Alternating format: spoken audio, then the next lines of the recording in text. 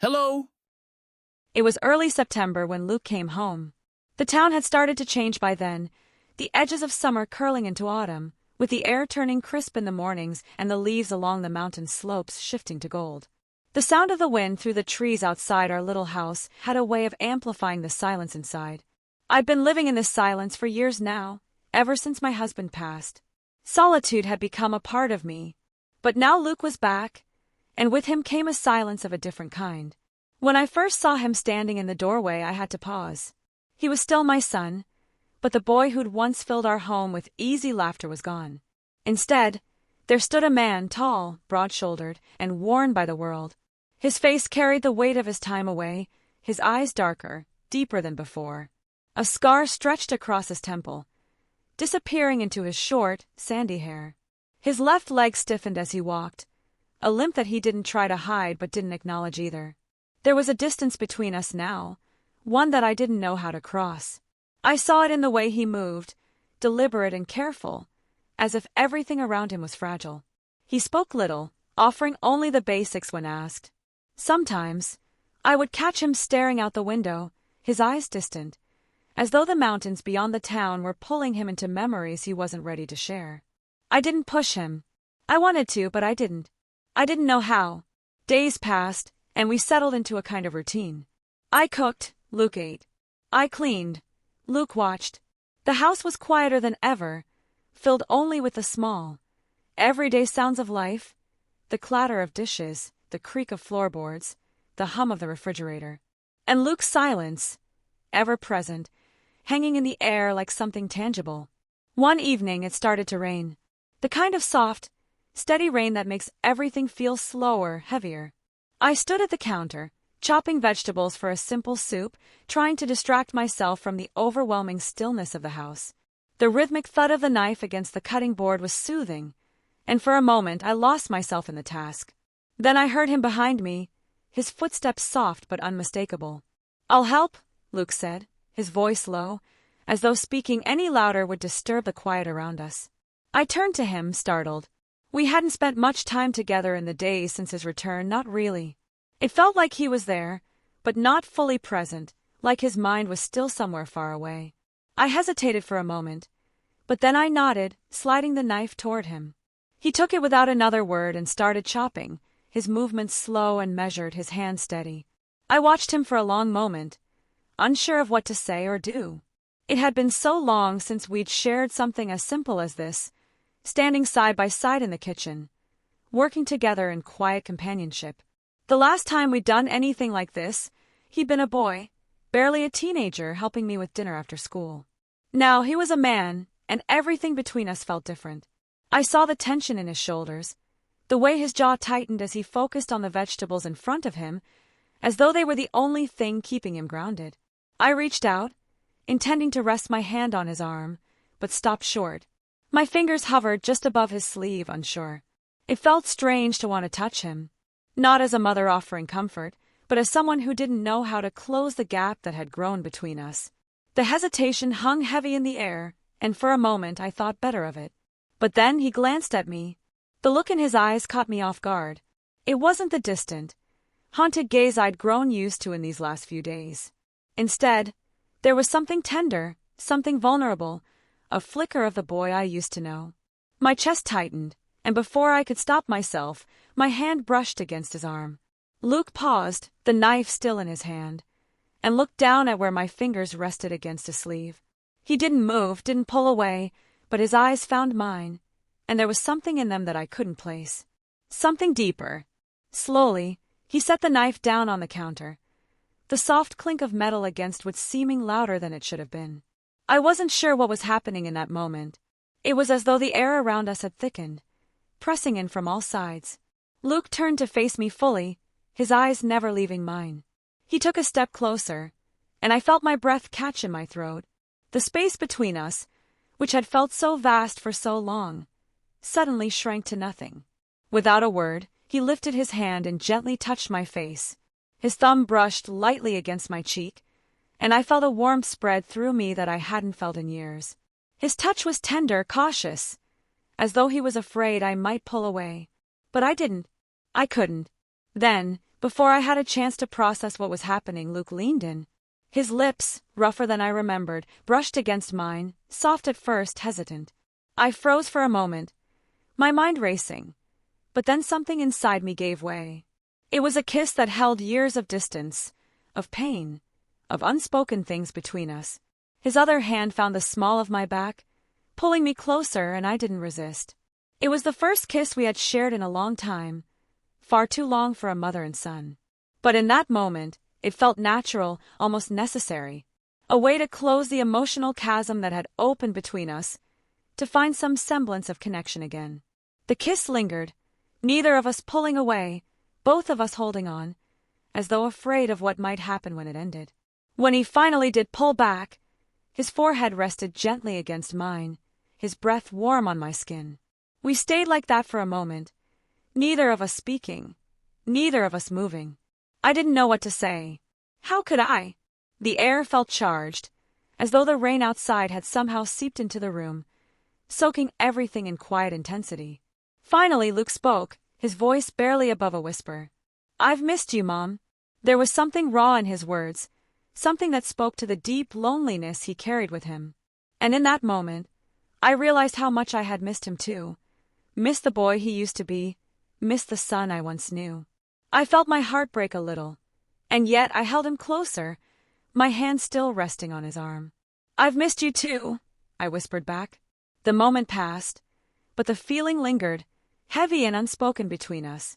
There was no going back to the way things were before. Something had shifted, something we couldn't ignore. But for now, we stayed there, standing in the kitchen, the rain tapping softly against the windows, as if the world had paused just for us. The evening after our first kiss, the house felt different. The rain tapped steadily against the windows, and the fire crackled in the hearth, casting soft shadows on the walls. The routine noises of the house, so familiar and grounding, seemed quieter, softer, as if the walls themselves were holding their breath, waiting for something to happen.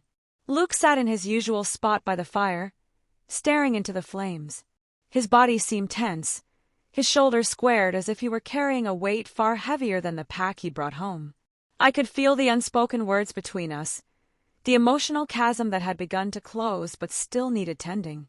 After cleaning up from dinner, I joined him, sitting in my chair across from him, watching him watch the fire.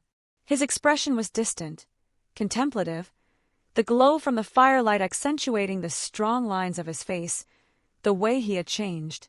He was still Luke, my Luke, but there was something more now, something deeper.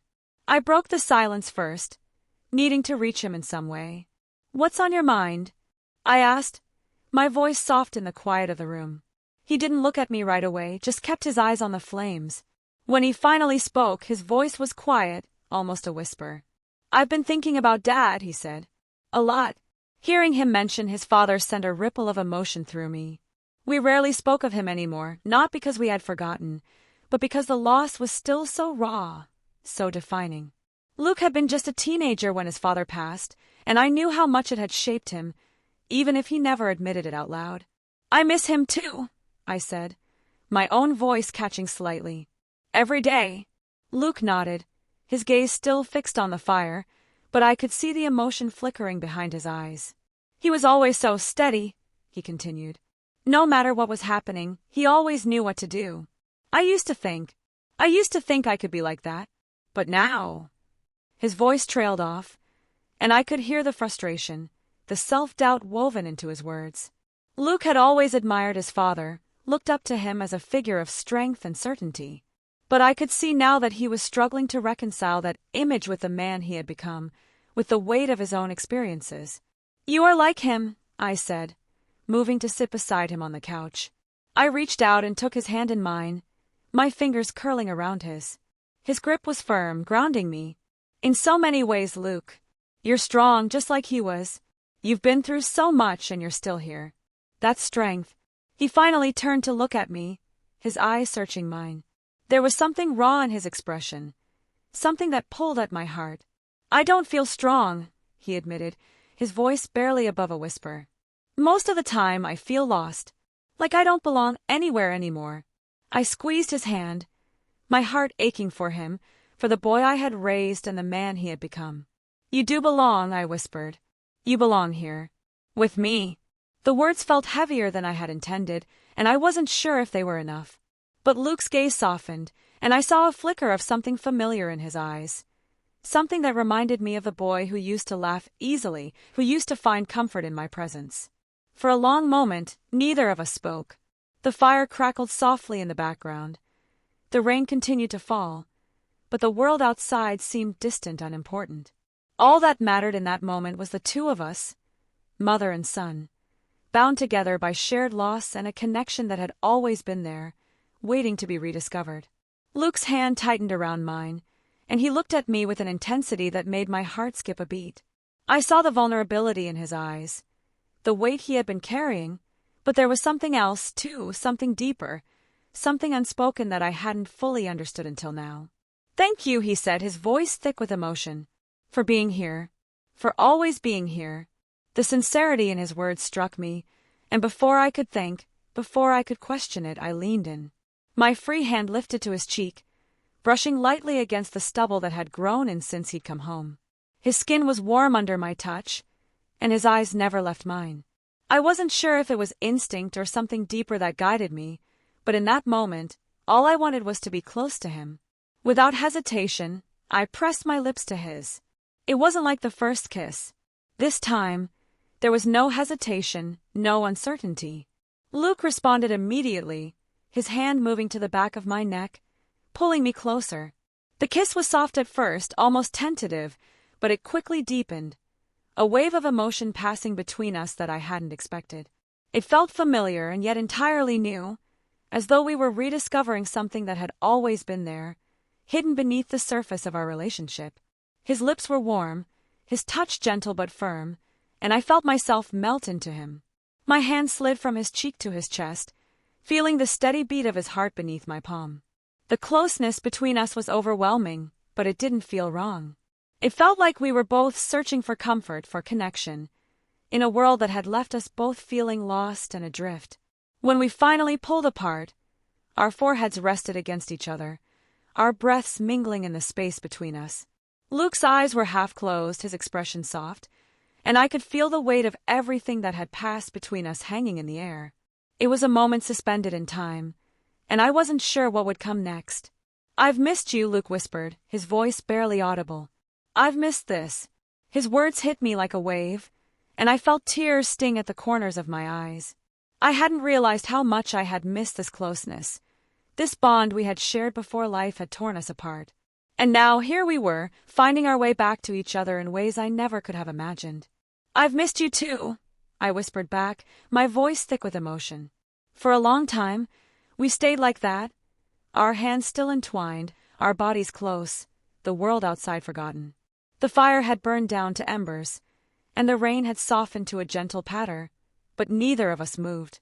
There was a peace in the silence, a quiet understanding that we were both searching for the same thing: healing, connection, love. I didn't know what the future held for us. I didn't know how to navigate the complexities of what was happening between us. But for now, I was content to simply be here with Luke, feeling the warmth of his presence beside me. And in that moment, that was enough. There was an unspoken understanding between us now, a closeness that hadn't been there before. But with it came a tension, a constant question hanging in the air. Where do we go from here?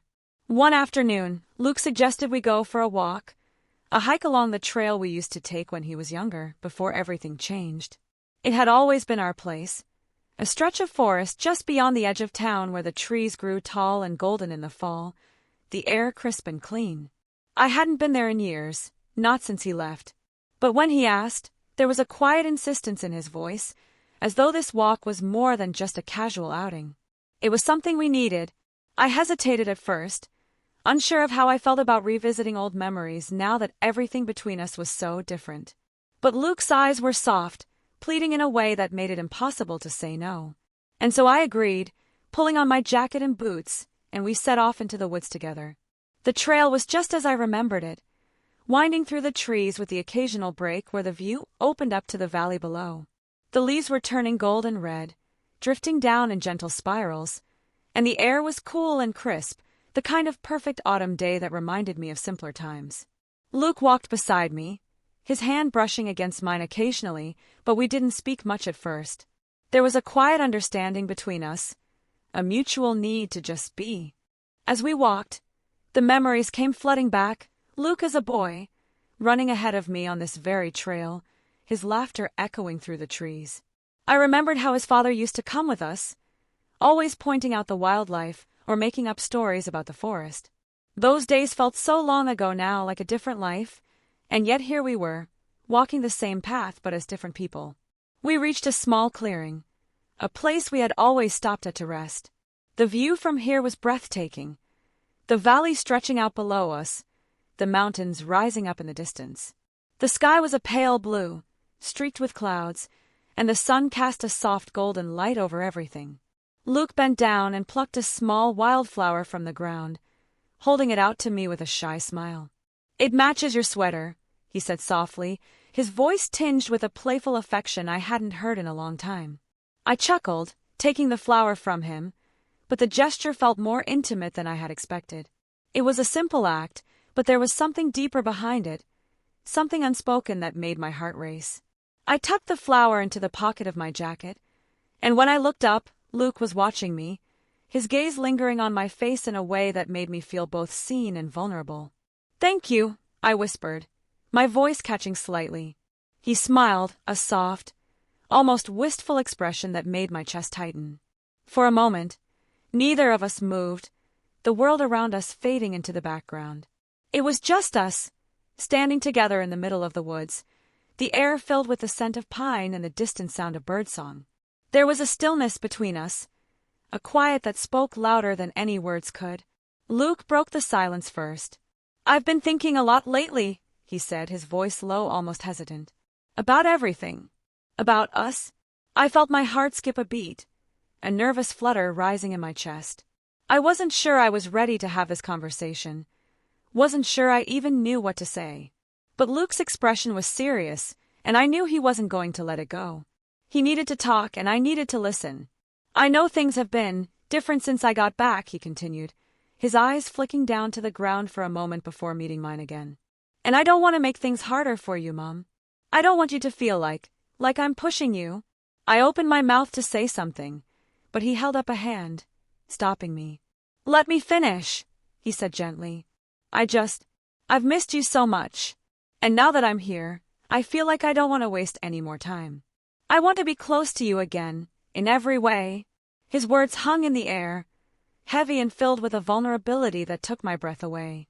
I felt a lump form in my throat, my emotions swirling together in a way that made it hard to breathe. I had always known that Luke needed me, but hearing him say it out loud, in such a raw, honest way, was overwhelming. "I need you too," I whispered, my voice barely audible. Luke took a step closer, his hand reaching out to gently brush a stray lock of hair from my face.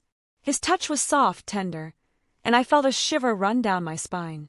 I looked up at him, searching his eyes for some kind of answer, some kind of reassurance that we were on the same page, that this was something we could navigate together. "I don't know where this is going," he admitted, his voice barely above a whisper. "But I do know that I don't want to lose you again." My heart ached at his words, at the sincerity in his voice. I reached up and took his hand in mine, squeezing it gently. "You won't lose me," I promised, my voice thick with emotion. For a moment, we stood there in the clearing, the world around us forgotten as we held each other's gaze. And then, without thinking, I leaned in and kissed him again. This kiss was different from the one we had shared before, softer, slower, but filled with a depth of emotion that made my knees weak. His lips were warm against mine, and I could feel the tension in his body melt away as he pulled me closer, his arms wrapping around me in a protective, almost possessive embrace. I didn't pull away this time. I let myself sink into the kiss, into the warmth of his body against mine, into the overwhelming sense of belonging that I hadn't felt in years. It was as if all the walls we had built between us were crumbling, leaving nothing but the raw, honest connection we had always shared.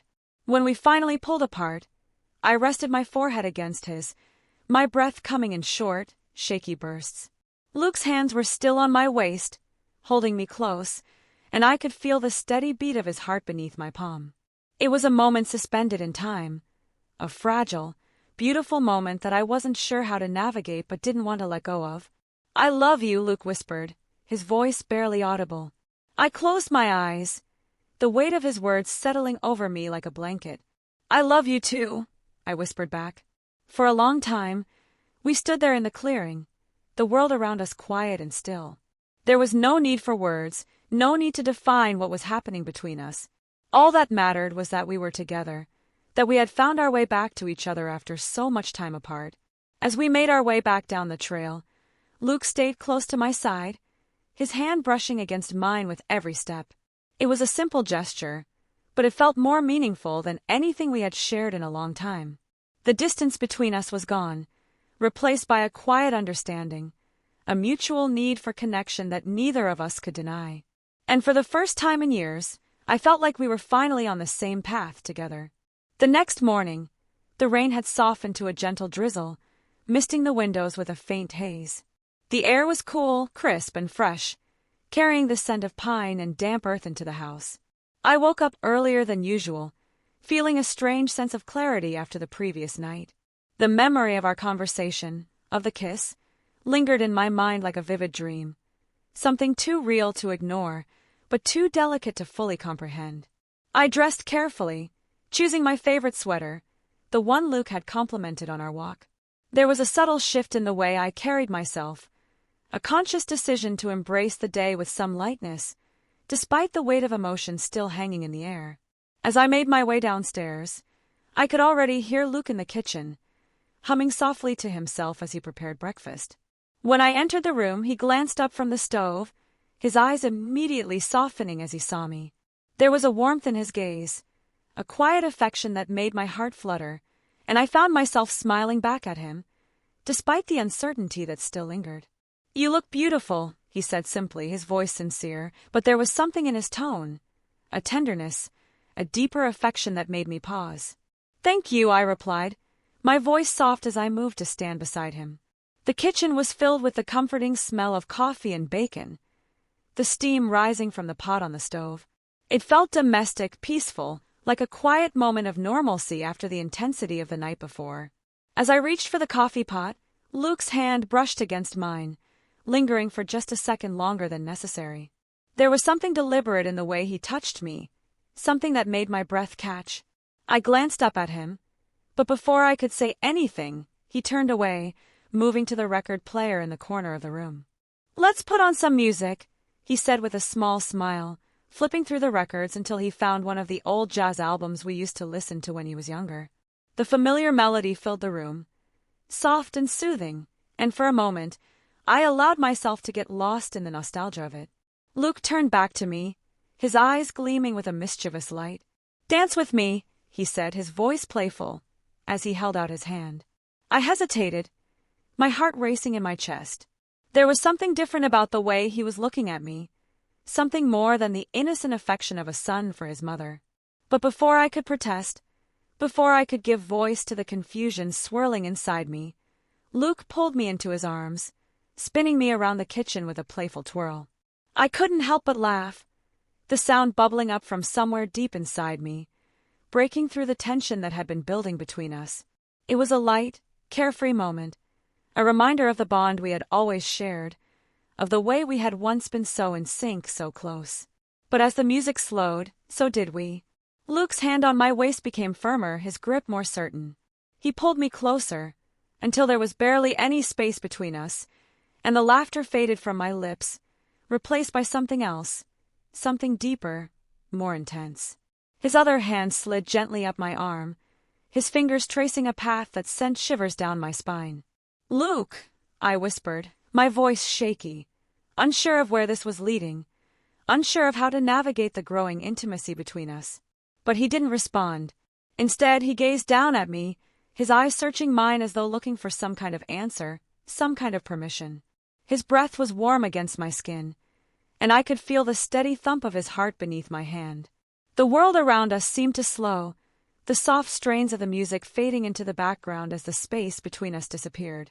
And then, before I could think, before I could question what was happening, Luke leaned in, his lips brushing against mine in a kiss that was tender, yet filled with an unmistakable intensity. It wasn't the same as the kisses we had shared before. This one was slower, more deliberate, as though he was pouring all of his unspoken emotions into it, his gratitude, his love, his longing. I froze, my mind racing, torn between the instinct to pull away and the overwhelming desire to stay, to let myself sink into the warmth of his embrace.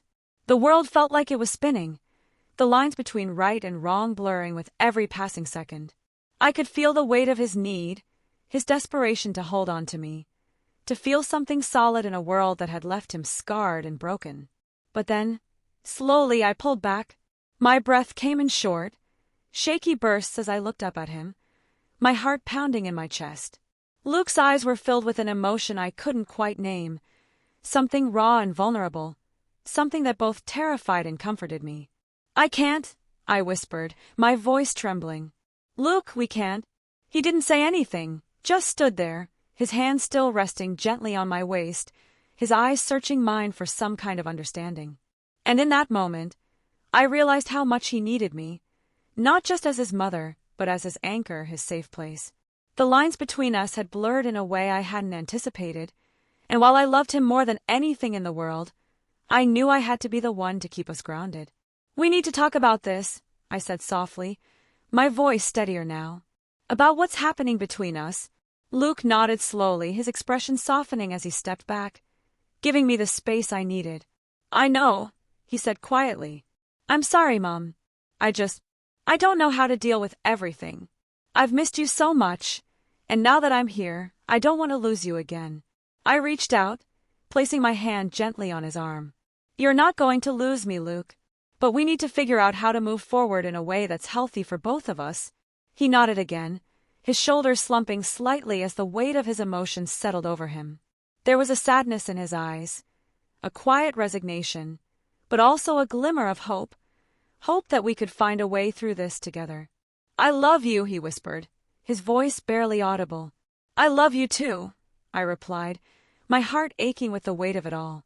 "And we're going to be okay. We just need to take things one step at a time." The rain continued to fall outside, soft and steady, as we stood there in the kitchen, the distance between us both a comfort and a reminder of the work we still had to do. The path ahead wasn't going to be easy, but for the first time in a long time, I felt like we had a chance.